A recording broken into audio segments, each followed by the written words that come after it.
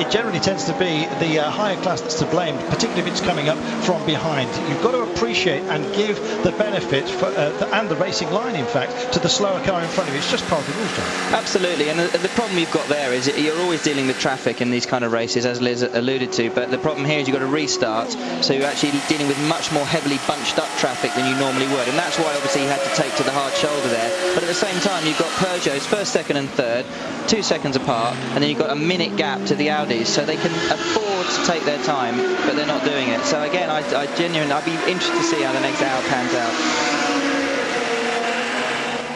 Yeah, it'd be fascinating to see how that happens. Thanks to all of you who have been on the website out there.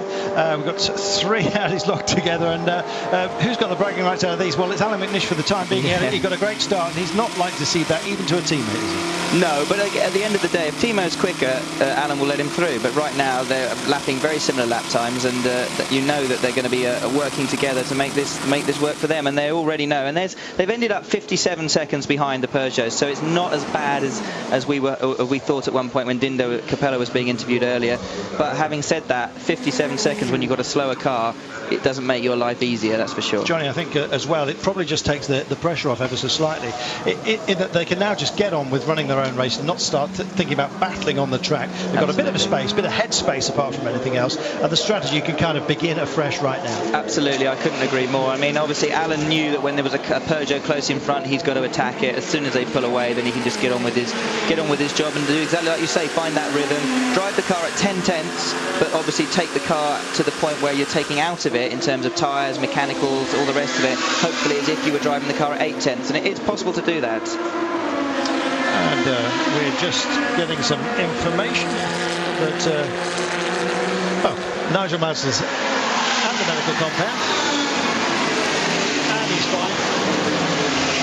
According to his team, he remains chipper. We don't have any notes on his injuries just for the time being.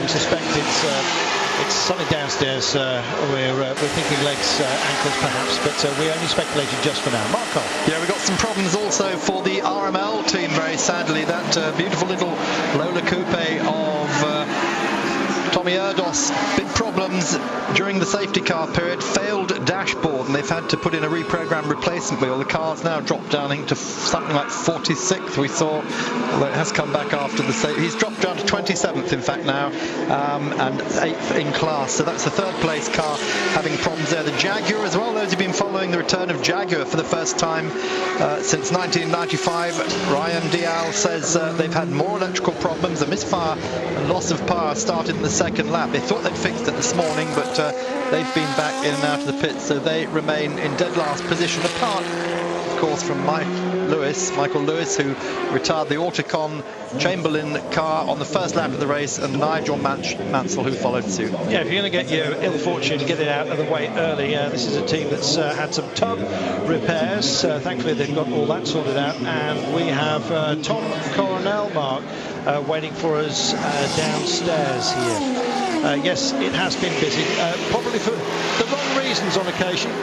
Let's catch up downstairs. Tom, we just talked to Dindo Capello, who was quite mad about Blake Mullen because he stuck the Audi after the safety car. Well, I was listening to Jerome on the radio, and he just said there's at the moment 3 safety cars. Before it was always 2, and just before the safety car line, he just had to lift off because the safety car was there. So yeah, they created a gap of 1 minute 20, I believe. But that's how the rules are. I mean, we can't help it.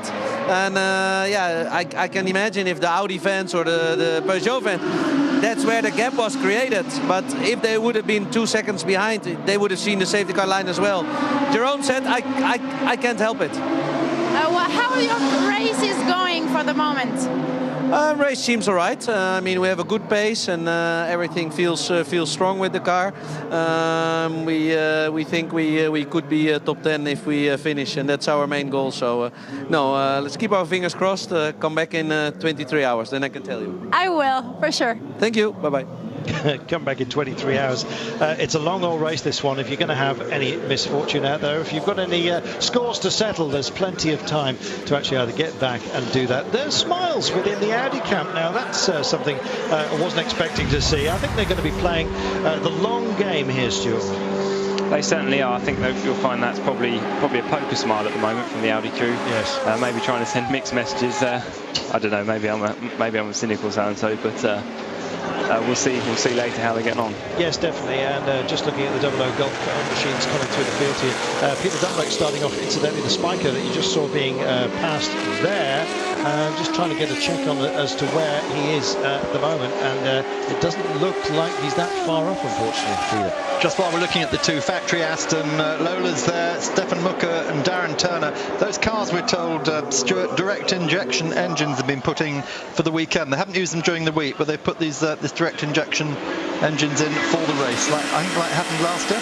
Yes, I believe we had those engines last year.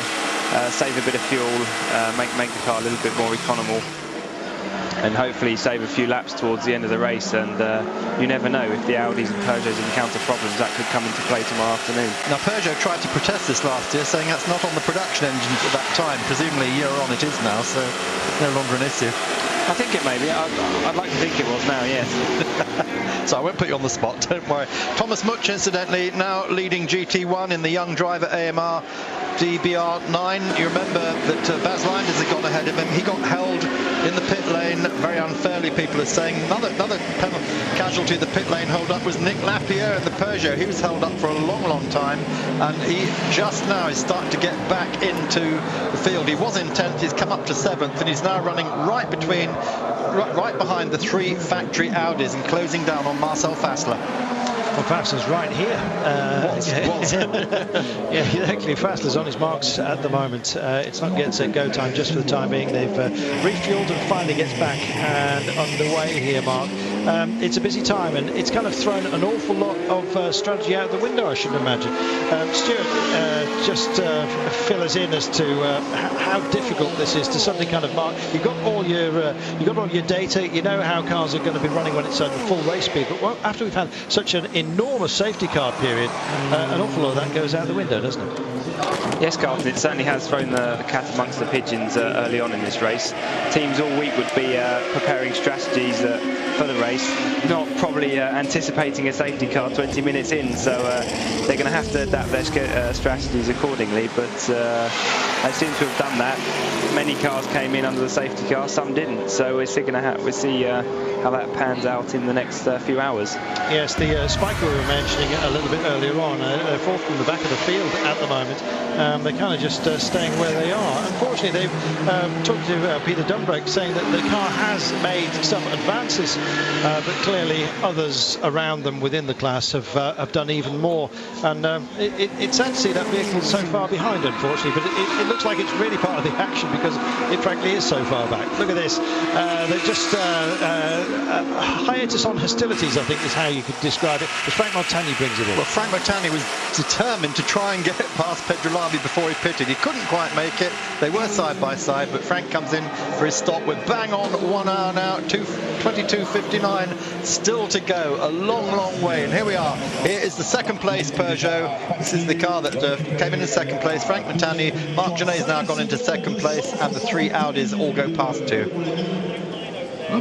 So, usual thing, no tyres, double stinting then on the tyres at the moment on the Michelins. Fuel goes in, just checking the drivers, bottle, etc.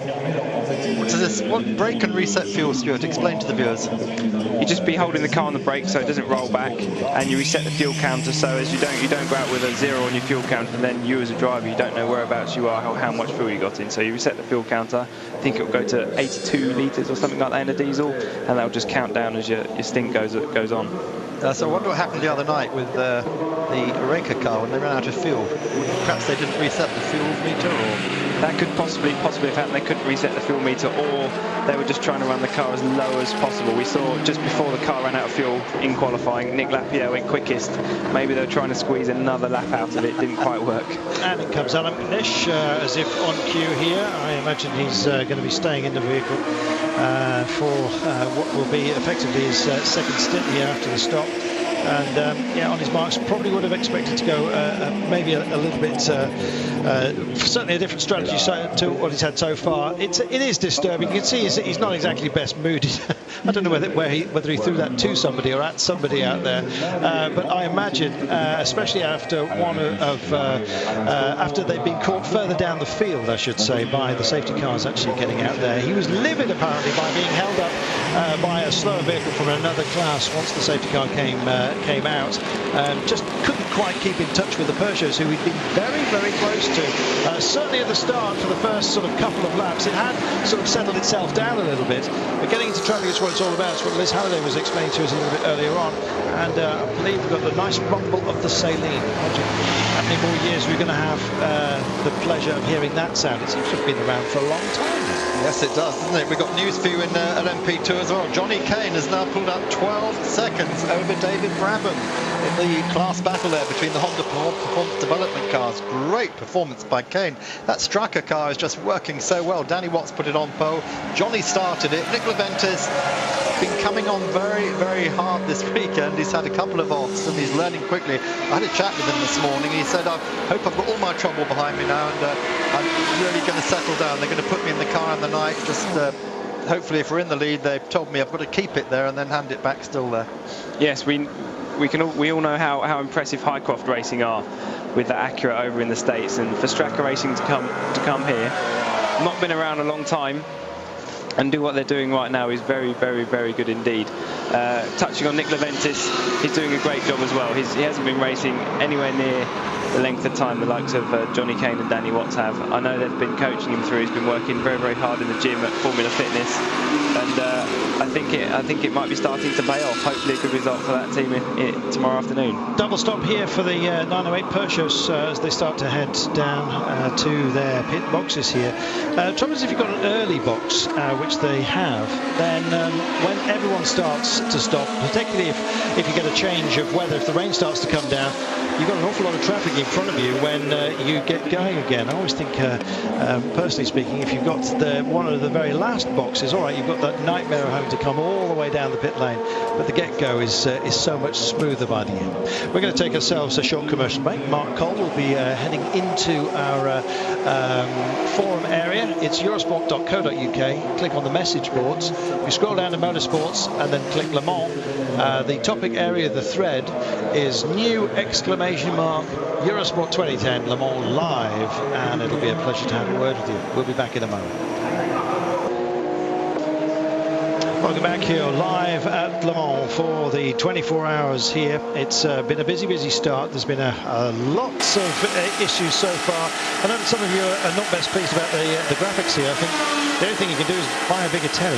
It's nothing we can do about it. It's what we're supplied with, unfortunately, trackside. They are pretty small, I'll give you that. If you've got a small monitor, then it does not help. So we'll do our best to keep you up to speed. Mark, a few more messages out. Yeah, a lot of them here. Airbus A346, old friends of ours. Hobnob Monster, Sheila M. Good to hear from you all. Matthew Hawkins, George P.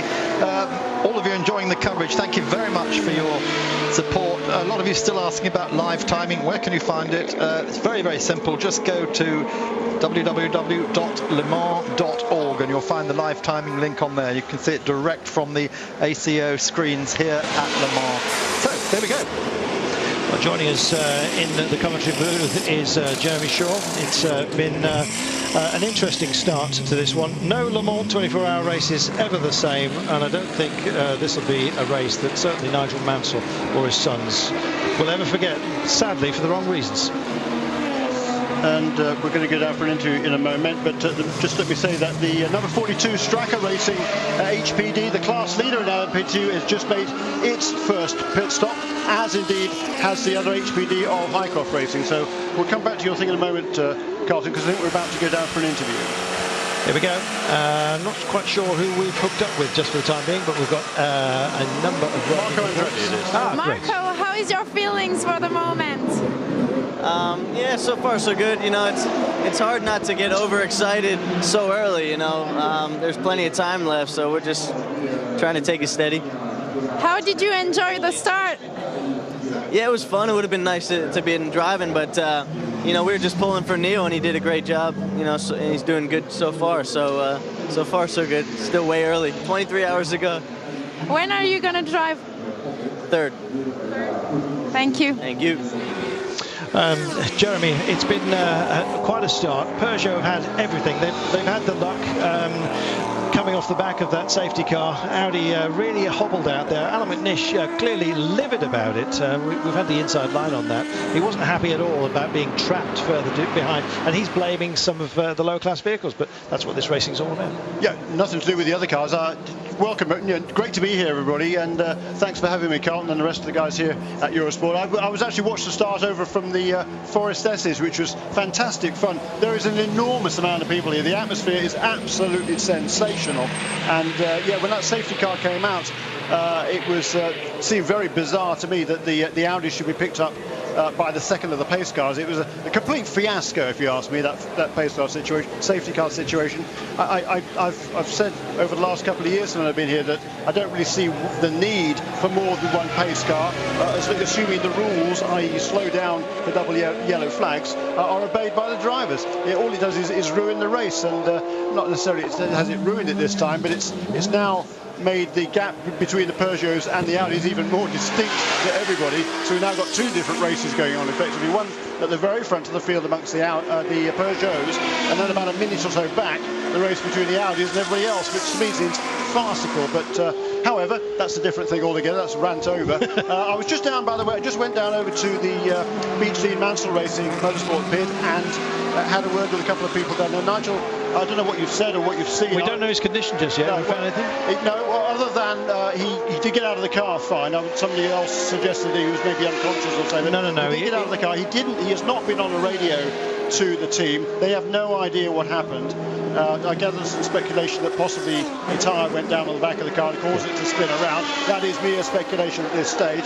They take Nigel to the care centre. His wife Roseanne is there. The boys are there with him as well. But I don't believe there's any major problem. Certainly that is what we hope, and we will bring you another update as soon as we get it. Certainly going very, very slow here. Not quite sure what that's about, whether it's a fuel issue or what. Busy out on course. Johnny Kane in the HPD machine in the 42 car is leading, but is very, very close on track with Dave Brabham, also HPD. The 42 and the 26 cars, well, naturally you'd probably expect both HPDs to be pacing each other, and that's exactly what they are doing out there. They're both looking very, very quick and indeed comfortable. Very, very comfortable, yes, absolutely. I mean, they've been the class of the field all the way through the week, as indeed the Straka racing car has been the class of the field in the first two Le Mans Series races of the season at Paul Ricard and at Spa-Francorchamps, and same again here. There is Johnny Kane. He leads the class, has done from the start. It was interesting to me that one of the pace safety cars did pick up the LMP2 battle. One would have hoped they might have picked up the race leaders as well, rather than just sort of coming out in the middle of the pack and then holding up one of the other safety cars holding up the Audis. But as I say, we're done with that rant, aren't we, on the safety cars? But yeah, we have a race going on, and in GT2, it's still the Corvettes have been into the pits fairly recently, so it's now a Porsche, Porsche Ferrari, the top four cars in GT2 at the moment. It's Mark Lieb in the Proton competition car leading the class at the moment. As we see, is this a replay of the Oreca? Or yes, it is a replay of the Oreca. Peugeot making its pit stop a little earlier on. Well, that's clearly the wrong way round. It needs to, I don't know what issues he's had, but we've got a couple of the little barrier bobbles here just knocked away. Let's check it out here. Hello.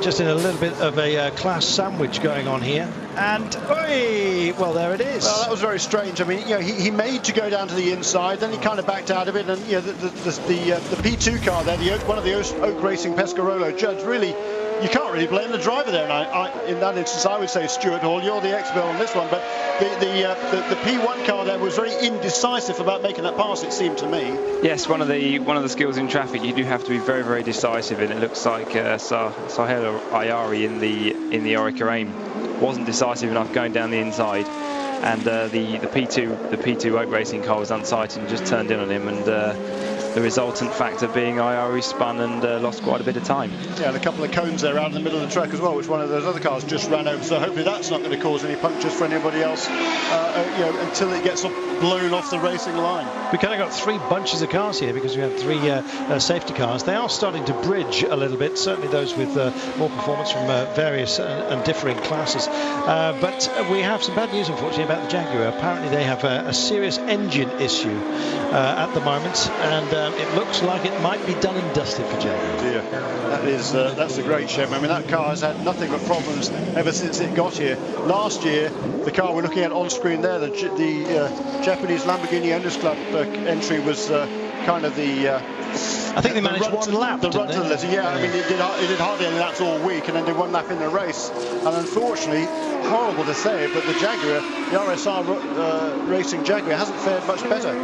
It had clutch problems in the first session, engine problems in the second session. They've had electronic problems all the way through the week. They had the electronic problems again this morning. I guess when the final shift light came on the dash, time to shift gear, the pit lane speed limiter came on, and they've tried everything to go through the engine management system, figure out what it was, and apparently they haven't been able to find it. That's a great shame, because Stuart, wasn't it great to see the Jaguar name back here at Le Mans? It's a great shame. It's fantastic to see Jaguar back, and it was a huge undertaking for the Rocket Sports crew to have that Jag here at Le Mans, and to see it back in the garage with engine troubles is not what we all want to see. But that is racing, and that is Le Mans, and it shows the 2010 Le Mans. There's quite a high attrition rate early on. Well, for those of you watching on Eurosport International, don't forget that we will be staying with Le Mans 24 hours live throughout the event. So we're going to be moving to Eurosport 2 in just a few moments' time. So you can find us elsewhere within the Eurosport family of programs. So we will be switching over to Eurosport 2 in just a few moments' time. If you're British, I'm not quite sure whether we will be also making the switch. But if the pictures suddenly disappear and you're wondering where your Le Mans 24-hour coverage has gone, then please just fish around a little bit on the Eurosport channels, and you will find us. Eurosport 2, then we are about to hook up with to continue our coverage live here at the 24 hours. 24 hours, which might seem like a lifetime to some teams out there. We've heard of Jaguar's issues. Seem to be all the Brits that are having a bit of problem at the moment. Jaguar, they are out. I'm getting the sign from Mark Cole as he draws a finger across his throat.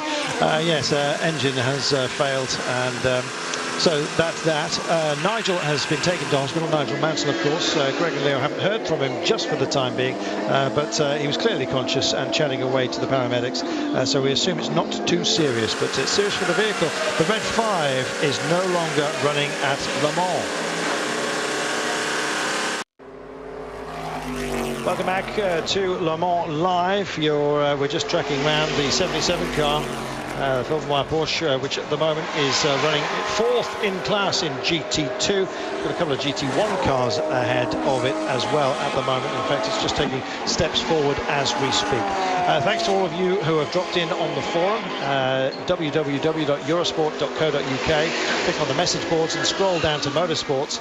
If you click Le Mans, the topic area or the thread is new, exclamation mark, at Eurosport 2010 Le Mans Live. And delighted to have your company, both in Europe and throughout the world, Mark Cole. Yeah, we just had a message in from Adrian Wayan, in fact, who said, great to be with you guys. I'm listening from a tiny little island, Singapore. Yeah, we give him a little wave. I think we did it a little bit earlier as well, but while our Eurosport Europe viewers were on a break, I can't speak for the Pacific Asia Rim where some of these pictures are going out, but it's a credit to them that these boys and girls are up in the wee small hours. Of course, we hope that you'll stay with us right the way throughout this wonderful event at the moment. Looking quick here, Stuart. Yeah, that's always going to be a quick car. There's a very strong driver lineup in that car. Mark Lieb, Richard Leitz and Wolf Hensler. That's going to be the Porsche to beat, I would say, in this year's Le Mans. They're currently chasing down the 2 Corvettes at the moment, and it's shaping up very interestingly. Yeah, indeed. We've got Patrick Long as well in GT2, and he's way out in front. He's embedded at the moment within the LMP2 class.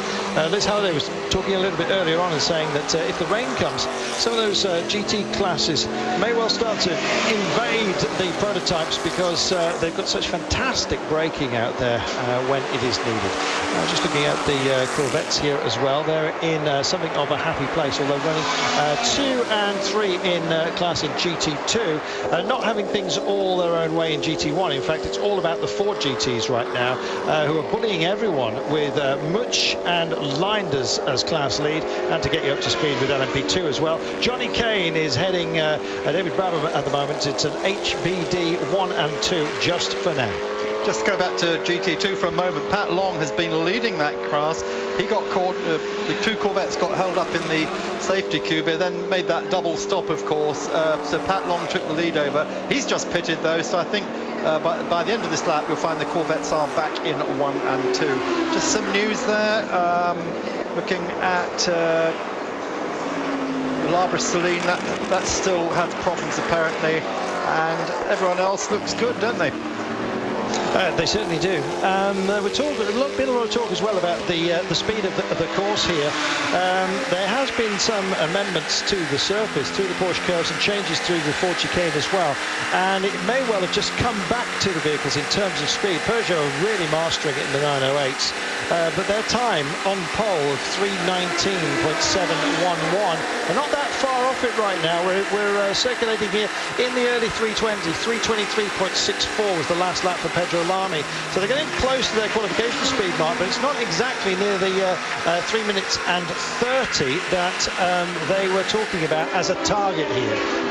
And we've just noticed that Frank Montagny, I believe, has just taken the lead from Pedro Lamy. It looked to me that the Pedro Lamy just lifted in a straight line and let Montagny pass. He obviously has the pace over him at the moment, and Peugeot have insisted on a few team orders, which is unlike them this early on in the race. Yeah, we saw Oliver Connell there just watching the screen, so I'm sure he was involved in that. Sorry, Carlton, just to answer your previous question, yeah, the pace up there is great. Car 28, that is in the gravel bed, the one we're just looking at there as we went past. That is down at post 11.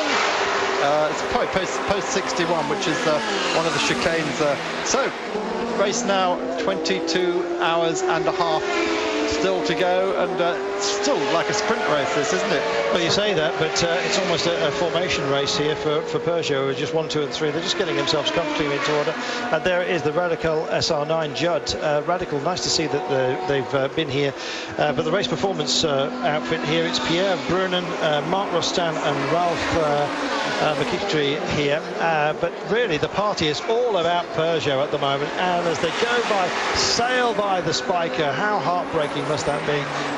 I know it is again and again, but the Spiker's had a really tough time today. It's not only being bullied by the LMP cars, but by its cars within its own class as well. This is an impressive start by Peugeot here, and there, as if to underline it, are the numbers. They're 1, 2 and 3, numbers 3, 2 and 1. Yes, a terrific symmetry from Peugeot at the moment. Just wondering how long this could last before they really start getting into each other. They've started to make some changes out front. I suspect they might be telling them just to keep it a little bit sensible and calm yourselves, boys. We'll try and do the same. We'll take ourselves a short commercial break. For viewers on Eurosport 2, you're very welcome. I think we forgot to welcome you. Back in a moment. Le Mans, our coverage of the Le Mans 24 hours here, live on Eurosport. We are 1.5 hours into the race. It is Peugeot 1, 2, 3 and 4. The old order now restored as it was earlier in the race before a long interruption with safety cars due to an accident to Nigel Mansell. Nigel, we're told, is not seriously hurt, but he was taken to the Circuit Medical Centre for attention to details. And again, this is the second time in this race we've seen Faye Ayari involved in an accident. It's one of the Oak cars, Oak Pescarolas earlier, and this time a collision with one of the Aston Martins. And Stuart Hall, this is always such a problem here. Stuart turned into Johnny Molan. Yes, look at that. I morphed for you. Did you see that? Hey? I tell you what, you're already tired, aren't you, Mark? Oh, I know. No, you're right. That's the second time we've seen Osei Elayari there, and he actually didn't even see. I think that was the 07 car. Was it the 007 car, Stefan Mucker? Yes, it was. It was. And he didn't even see him. You saw almost you could read the shocked look on his face, even though obviously he had a coloured visor on. When he actually touched there, he just wasn't looking in his mirrors. So he's having a few incidents, but so far he's got away with it. We've only got 12 cars, incidentally, 12 or 13 cars on the lead lap at the moment. After a huge mix-up, in fact, I think it's our timing screens might be getting mixed up as well. I know that some of you have got some graphical issues out there as well, with very, very small graphics, and we're straining our eyes as we speak as well, trying to keep a handle on it for you. You've got some news on Nigel. Well, actually, I just heard from Martin Havens out the back there that apparently, potentially, and I don't want to be a scaremonger at all, but might be potentially a little bit more serious leg injury than we first thought. But I'm hoping that is wrong. Having said that, you know, with Nigel, even though he's not as young as he used to be, I mean, that man is as brave as they come, and also has had some serious accidents in his time, mostly, admittedly, in Indy cars and hitting concrete walls at 230 miles an hour plus. So you have to say that they wouldn't have had to carry him out of the car, you would think, unless he had at that point, some sort of serious pain in his legs. So I'm really, really hoping that that's not true and everything's going to be fine. And I'm sure it will be, and those cars are very safe. So at worst, maybe just a knock in terms of he's really knocked his legs hard. And sometimes that can bruise them, maybe even bruise the bone slightly, and it actually feels worse than it actually is initially. Well, let's hope that's the case. It was our guess that he had a leg problem from the way he was actually extricated from the car. Yeah. We're just hoping that it wasn't anything more serious in the upper torso and beyond area. Thankfully, downstairs is kind of fixable normally. Yeah, absolutely. And the way they lifted him out of the car, you would say if they were worried that there was any spine issues, then one, they wouldn't have tried to lift him out of that car. And Nigel, being very experienced in having back injuries, wouldn't have let them lift him out of the car. So I'm sure that it'll all work out, and I hope so. And I feel sorry for him, and I feel sorry for the Zytek, and I feel very, very sorry for Greg and Leo, because obviously they're here with their dad. It was going very, very well. As we mentioned before, he just set the fastest time of that car of the whole weekend, and for them to not even get a chance to get in the car, obviously at this point in time they won't care about that. They just want their dad to be okay. But for them ultimately to not be able to get into the car after all the hard work that the Beach Dean team and Zytek and themselves have put to get here, it's heartbreaking. And you've got a few cars like that. You've got the Autocon car, didn't even make a lap, had a gearbox issue, and obviously you mentioned earlier the Jaguar, I believe, did 4 laps. 4 laps of a 24-hour Le Mans race, to come all this way and then have that happen is soul destroying. And just while we're looking at these pictures, interesting seeing an LMP2 car running just in front of the Corvettes and not getting away that quickly. This is of course one of the major changes to regulations next year, that the LMP2 cars will need to use GT2 based production engines. Well, I can tell you one thing as a GT driver, there is nothing, and I don't mean to sort of be insulting in any way, but obviously the whole joy and history of Le Mans is you have a mix of professional and amateur drivers. Some amateur drivers are incredibly good, some amateur drivers are slightly less experienced and less quick, and it is nothing more frustrating than being in a GT car and being held up through the corners by a car that can lap significantly quicker but is slightly quicker than you on the straights, and it can totally ruin your stint. You can get stuck behind. It's happened to me. You can get stuck for an hour behind a slow, badly driven LMP2 car and lose 2, 3, 4 seconds a lap and not be able to get past because of they're quick on the straights, and if you do get them under braking, they then pass you on the ensuing straight down to the next corner. So it's not unusual to see that here at Le Mans. It's interesting, and well, just keeping a track on some of the lap times that are going around here. Timo Bernard in the Audi number 9 car is actually going quite quickly here, but he's still giving away half a second a lap to the slowest of the Peugeots, and that's not good news at all for them.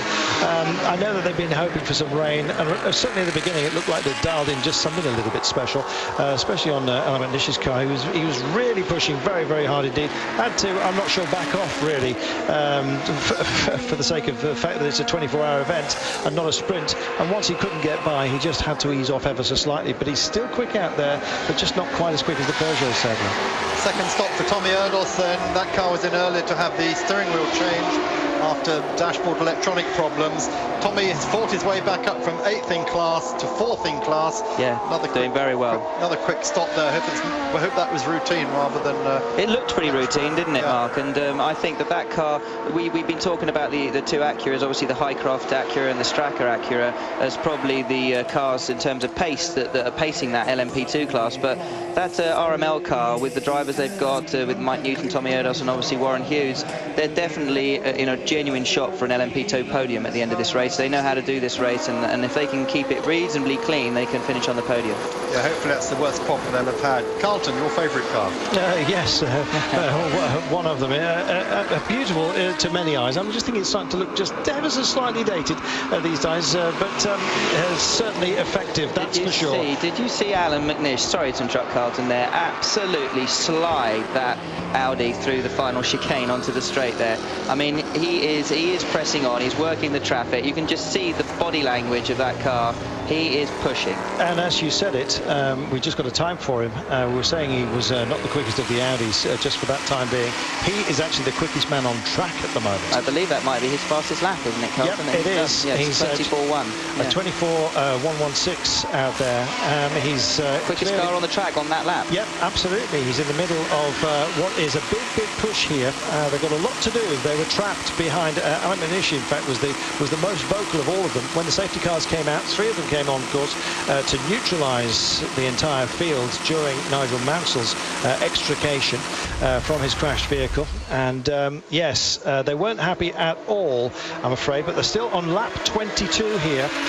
Yes, I'm just going to prove it's easily lost on this circuit here, Johnny. Yes, you can see that going into the first chicane. It's quite bumpy there. You come off the road and there's lots of ruts. I can't describe it to people that haven't driven here before. When you first go out on the Le Mans track and you go down the straight, because of the sort of ruts in the public road that are created by the trucks and the lorries, the car dances around in a straight line all over the place, and then you're coming off of those sort of rails into the chicane that's only used during the actual Le Mans 24 hours, and it's a different asphalt surface. It's very dirty, it's a little bit of gravel, it picks up a lot of dirt very easily there. It's very easy to come off that with the car unbalanced in the rear, and as you turn right and left, you almost create a Scandinavian rally flick. It's quite easy to lose the rear of the car, as you saw happening to that Porsche. Well, a lot of the problems with the road, especially in the Porsche curves, are supposed to have been smoothed out here. For chicane as well, there's been changes there, which have actually added to the performance of some of these. I think in those areas it has, and I think especially when it's wet weather, I think there's a lot of grip in those newly surfaced areas, and the Porsche curves in particular, they generate a lot more grip than the actual public roads. But that area where we saw him spinning is actually the first chicane, so you're actually dealing with some pretty old asphalt at the actual chicane itself, and obviously dealing with the normal asphalt of the public road as you come off that road into the chicane area. Alan McNish looking very, very comfortable here, Mark. Yeah, great British driver, of course, one of our stars. Another of our star British drivers, Oliver Jarvis. He's just muscled the R10 Collis Audi up in between the Gulf Aston Martins. He's moved himself up into 8th place. Ollie Jarvis got the fastest rookie award from the Rev Le Mans last night. That was rather tempered by the fact his helmet, 2 driver suits, his hands and his boots all got stolen from the pits. It's not the first time. Marco Werner waiting for us. You are second at the moment. Everything is going quite well. The position is quite okay, but the speed is not there. So David reported us that he cannot following the Strucker car, so on the straights we are a little bit slower. Maybe we do during the race adjustment with the wing or on the wing, and so on. We are without problem in the race. The position is quite okay, but we will see. You were racing with Audi in LMP1. Is the change really big between? It's a big change, so it's a complete different driving style. You lose all the time on the straight, so much slower with the LMP2 car on straights, but still late on braking, sometimes quicker in the corner, so higher corner speed. I have still to learn because I did only 7 laps in the practice during 2 days. In the warm-up it was wet. We were the fastest there, but that's not a race. Are you still following your friends from Audi? Yeah, sure. I'm looking what they are doing the race and watching the lap times and everything. And wish good luck to the guys. Thank you so much. Yes, good luck apparently makes up around about 50% of what you need to actually win here. Just getting a rather conflicting report from the medical centre saying that Nigel Mansell is reasonably okay. The team themselves saying they're not quite sure why the extrication of Nigel was so dramatic. So, well, conflicting reports. Maybe they know more than we do, but there you go. We heard he'd actually picked up some kind of serious leg injury, but we have... I think we should stop speculating until we absolutely know. I think absolutely. So I just thought I'd tell you that because that's how foggy the situation is at the moment. Great dice going on here, Mark. Yeah, we've got a great battle going here between McNish and Lapierre. He just passed Lapierre. Lapierre took him back again under braking for the second chicane, and just slightly ahead at the moment. So suddenly McNish has decided he's going to take the fight to Peugeot. Well, it's interesting to look at, because when we went green the last time, and I don't know if, Mark, maybe you could find out how many laps ago that was that we've been green, but went back to green racing after Nigel Mansell's sort of dramatic accident, but they were 59 seconds behind. They're now a minute 7, so they've only lost 8 seconds. So 8 seconds in however many laps that was. Yeah, so they've not as far off the pace, perhaps, as we thought. We went green at 4 o'clock, so that was, what, 40 minutes ago, so I can tell you that much. We've got Stéphane Sarrazin. Didn't get the pole this year, but he's clearly in the leading team at the moment. Here he is. So, how's it going today? Well, it's going very well, he says. It's great to see all the Peugeots functioning well. Alain McNish, incidentally, is now into 4th place, and let me just tell you. It's a long race, this, he says. So tell us about the safety car issue that you had earlier on. Well, in general, it's not something you want to happen out there, he says, but it's worked out very well for us, he says. So we just, the difficult thing, he says, is to find and continue your rhythm and just keep your focus out there. Didn't quite catch the question, sorry about that. Well, again, he's saying this is a very, very long race. You can't count your chickens, essentially. Oh, dearie me, and just looking at Timo Bernard there, just going through traffic, trying to do what Alain McNish is doing. Now, this bodes very well for the race here, because Alain McNish is on an absolute charge. He's got past Lapierre in the 4 car, and he's currently in 4th place. Next target man is Marc Genet, and he's going very, very quickly here. Yeah, and I think you're seeing, actually, the Audis, actually, this race, perhaps, as the track's rubbering in, coming to them slightly. I know that they're going to be triple stinting, potentially even quadruple stinting those Michelin tyres on the Audi, and you're now seeing obviously the car coming to the driver, because Timo Bernard is obviously quicker than Lapierre in that Oreca Peugeot at this time, and it's just a case he's lacking a little bit in straight line speed, not a massive amount. McNish told me earlier it's only 3 or 4k now they're down to the Peugeots on the straight, so it's not just about straight line speed, the Peugeot advantage around here, but obviously makes it harder to pass the car in front when they're gaining a little bit on you on the straight. Giving a lot of respect to the young Aston Martin drivers there as he picks his way through here. Watching the 9 car, and he is desperate to get into Lapierre, who's clearly suffering just a little bit. Not quite sure, but he had a huge shimmy as he laid the power down on the start-finish straight here. Feeling the pressure. He's already lost a spot, Lapierre, to McNish, but Bernard is all over the back of him as we sadly have to take a commercial break. Look at this. This is one heck of a battle shaping up here. It's what we need. Live here at Le Mans. We'll be back in a moment. Welcome back here, live to Le Mans on Eurosport. Pedro Lamy leading from Marc Genet and Frank Montagnier. Peugeot 1, 2, 3 at the moment. Montagnier just coming into the pits to make his second stop at the end of, well, not exactly an hour and 50 minutes of racing, because 31 minutes of that was under the safety car. In comes the 7 car, Alain McNish on board. Yeah, I mean, as you see Alan there, I mean, really working the pit lane entrance, and that's another thing to remember here. I mean, you can see there, they used to have the pit lane start here. Now, as you go across that white line, they've moved it back slightly, because that last sort of kink in, if you're coming in there quick, you can easily have an accident. It's so narrow, you could block the pit lane. So they've moved the beginning of the pit lane speed back earlier to make sure that that doesn't happen. As you see Alan now, he'll definitely, I would assume, stay in the car at this point. It might be tyres, it depends on what he's feeling for the car. It'll definitely, obviously, be fuel at this point. So fuel going in as we cut back to pictures of the Oreca Peugeot going through Dunlop. So they obviously regained at this point 3rd place. And a little bit of composure, and decided not to come in. I really thought, Johnny, that this was going to be their moment to actually make a stop, but it hasn't happened. Alain McNish is in, and so is the 8 car of Marcel Fassler at the moment. So busy time for Audi downstairs. Peugeot, well, proving they didn't take tyres. Did they not? No, and look, just getting clear as a number 8 Audi comes in, so they've timed that almost too perfectly. Alan back out on track now, and he did not take tyres. Wow. So this double stinting, and maybe it will extend throughout all areas. That's their only and just chance. keep them on course. That's their only chance, Carlton, to be honest. If they can quadruple the tyres, certainly they're going to triple. I mean, triple goes without saying. A Michelin tyre does a triple round Le Mans without too much problem at all.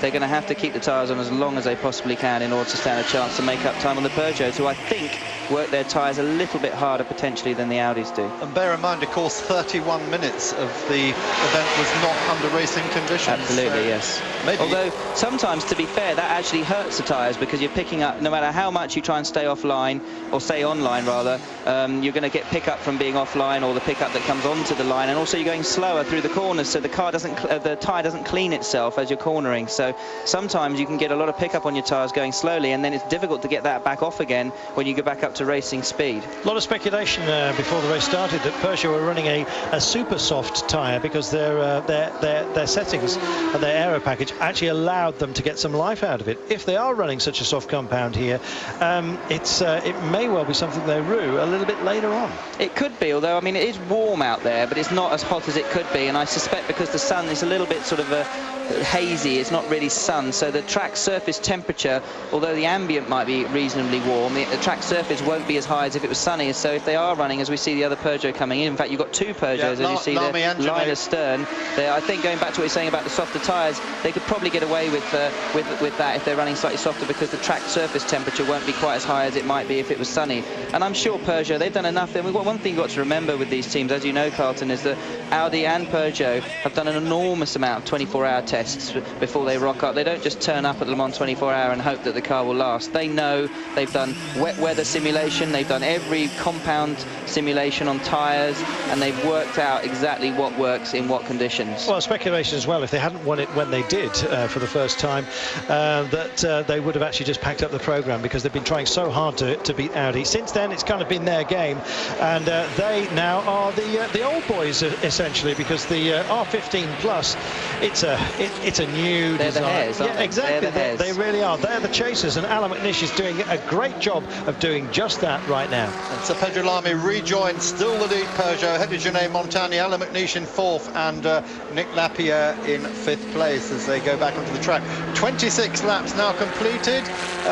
Johnny, we've had about 30-minute hiatus with the safety car. How's this going to affect the distance record here at Le Mans this year? Oh, crikey. I mean, you're talking to not the wrong mathematician for that. I have no idea. I mean, it does obviously, I'm sure that it was a long enough safety car period for it to potentially not be the fastest lap. And the lap times that the Peugeots are doing aren't that much quicker, given how much quicker they went in qualifying. They're not that much quicker race pace than I remember them doing last year. So it'd be interesting to see with that 31-minute safety car period whether they'll be able to be the fastest ever one on record. Timo Bernard just getting onto his marks here. He's done very well. Yes, he has done really a tremendous job. Driving beautifully. Yeah, absolutely. Steady hands, and that's precisely what you want here. But he's also able to just pitch it up a notch when required, when more is required of him here. And you see Alan now coming up, literally going past the pit out as we speak, as Timo Bernard pulls back out onto the track. And it'll be interesting to see where the Orica Peugeot pans into all of this, because obviously he hasn't pitted yet, so he's back in 4th position. As this pans out at the end of this lap, McNish will be back in front of Bernard in the number 9 Audi, and they'll be in 5th and 6th respectively. Not a pretty front end. It's doing a job at the moment, though, and they're getting back into this race, which is exactly what we were hoping for. The times, as you heard earlier, Alan McNish setting an absolute beauty. He was well down in the 324s. We've got a lot of slower times out there. Lapierre, the quickest man on course just for the time being. He's just posted 324, 435. That's strange, isn't it, Carlton? Because Lapierre was doing for 2 or 3 laps, and he wasn't having, I could see, any real issues with traffic. He had Timo Bernard behind him all over him, and he was doing 26s, and now all of a sudden got a bit of clear air and he's doing back in the 24s again. As you rightly say, he's the quickest car on track on that last lap. So I don't know if he had some issue within the car, maybe he was cycling through some different map settings or a TC problem or something like that, but he's certainly, as you see, McNish doing everything except, I have to say, except actually take to the hard shoulder there, again thinking about punctures all the way, but obviously cutting it very fine for that exact reason back onto the straight down into the 2nd chicane. Yeah, 3 wide ahead as he went past the Porsche and one of the Fords there. And then you've got Timo Bernhard, and that is it. You saw Alan there peeling into the second chicane. Now you're with Timo Bernhard riding on board as he approaches the braking area for the second chicane, which is a left-right chicane. So you can see that they're not actually that far apart, those two Audis. Yeah, a couple of vets about to be eaten up, classes 1 and 2 from the GT class. Incidentally, the 4 Corvette garages, all absolutely 1, 2, 3 and 4, and they're very, very well marshalled crew.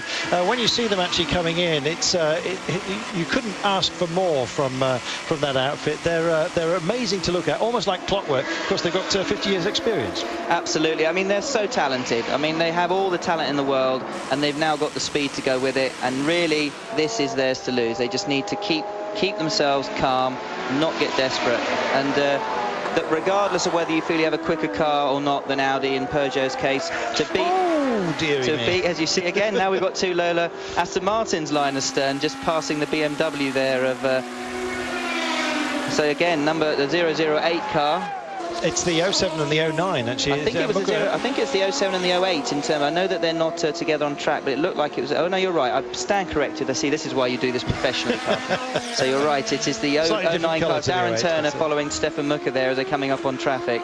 And again, this car finishing, I believe, fifth overall mark last year. The Lola Aston Martin did a fantastically good job, and obviously at the moment running 8th and 9th. So this early on in the game, they could be well set for a top 5 again. Yeah, and of course the last time we'll see these cars here at Le Mans, because Aston Martin already working very hard to produce their new prototype to meet the new regulations for next year. Yeah. Whether or not they'll remain in Gulf colours remains to be seen. We've seen David Richards several times over the weekend. He won't be drawn on that. Just let's have a quick look further down the screen. We haven't seen what's happening in P2 just lately, but Johnny Kane in the Straka car, the Silverstone Run Straka HPD, continues to lead the class as he has done since the start. He has got 1 minute 16 over David Braddon now in the second of the cars, the Highcroft car, and the Ginetta of Olivier Pla in third in that. Just looking further down to GT1, Thomas Mooch for Ford still leading that category, and Ollie Gavin leading the Corvette brigade as he has done since the start of the race. Yeah, the Hank Cook Team Farmacher machine just moving over finally when he had a little bit of an opportunity to do so, to let the Astons get back at each other. Aston Martin, incidentally, they're going to be taking it all in-house, so it may not be a Lola Aston Martin in the future. We will wait and see. It's a huge budget nonetheless, and they will, if they do leave Lola behind, have learnt an awful lot from their outfit. Absolutely, and obviously Lola have given them a great car to work with. I think there are obviously certain issues when you're putting a different engine perhaps to a Lola chassis is designed to take a whole different variety of engines, and so sometimes you can have situations when you're putting a different type of engine into it where you're compromised in terms of aero, in terms of weight distribution. So obviously that's something that when they build their own car and their own chassis in-house will make it easier for Aston Martin to really make that car good. First question, how's your dad doing? He's okay, he's just having some extra checks just to be safe. He took a bit of a knock, but he should be fine. Okay, so nothing broken or nothing bad, because we saw him being carried out of the car. Yeah, it doesn't look like it at the moment. Like we said, with the adrenaline, it's better to be safe than sorry. We're checking everything we can, but he's fine. What happened? Do you know details already? We don't know yet. We got to wait to get the car back, download it, and have a look at the data. At the moment, it looks like something happened on the rear going down the straight, but like I said, we don't know what it was yet. Do you know already what this means for the Beached in Mansell Motorsport project? It means me and Leo are going to have a lot more energy tonight than we were. We don't know. We'll wait and see. I mean, we'd like to fight another day. The main thing is he's okay, and we'll regroup later on and see what we're going to do from there. Thank you very much. Thank you. Cheers. Well, that's good news. I presume he's actually been in touch. So I'm surprised they don't know if it was a tyre puncture. I'm surprised they don't know, because they do have real-time telemetry and tyre pressure sensors, so they would have seen the immediate drop in pressure just before he went off. Or perhaps they're not sure if when they couldn't actually combine the pictures and seeing the data, maybe they feel that might be when he actually hit the barrier, got deflation. Cause and effect. Yes, exactly. Well, we'll see, but at least for the time being, good news. I think that the clouds have started to clear on that one, thank heaven. We've just seen come across the line, by the way, Nick Lapierre in the number 4 car, and he's absolutely on a charge. He's maintaining some very, very good speeds out there. Don't know how the car has come to him, what changes he's made. It is a possibility to do that. It's not just about the pressure he was under from the cars behind.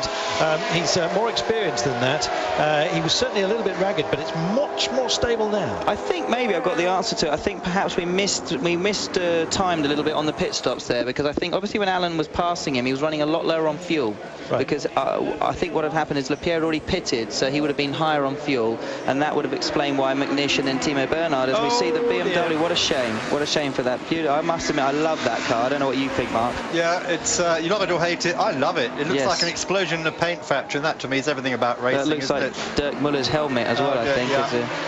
He's having a very, very good luck here. He's not hurt, by the way. He's just checking something out. He's pulled off, hasn't he? Yeah, he's gone straight. He's definitely like a diff or something underneath the car, gearbox or something like that. That's or maybe even an engine issue. But the way it wobbled there, it looked like it might be a diff issue. It's a Jeff Kuntz designed car, incidentally.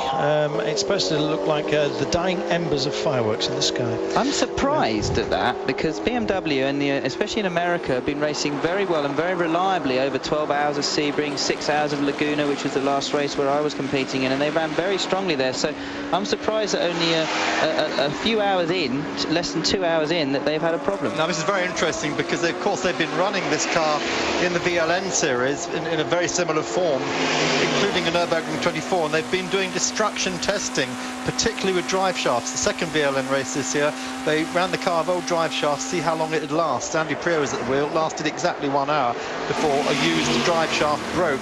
And this is the whole idea of this, was getting ready for Le Mans, to try and get these parts lifed. So if it is a drive shaft or diff, as you suggest, that is very surprising. I know a lot of people are complaining that it's a bit like bringing touring cars to the big party here. I think those complaints can kind of be put together. It's just great to have BMW back after 11 years, to be honest. I mean, I disagree with that. At the end of the day, BMW run a fantastic motorsport program, not just in sports cars, but in a whole variety of things. I mean, they may not be in Formula 1 anymore, but as manufacturers, they're incredibly supportive of motorsport. So I think for them to be a part of Le Mans 24 Hours is only right and just. Yeah, it's great to see them back. A serious puncture as well.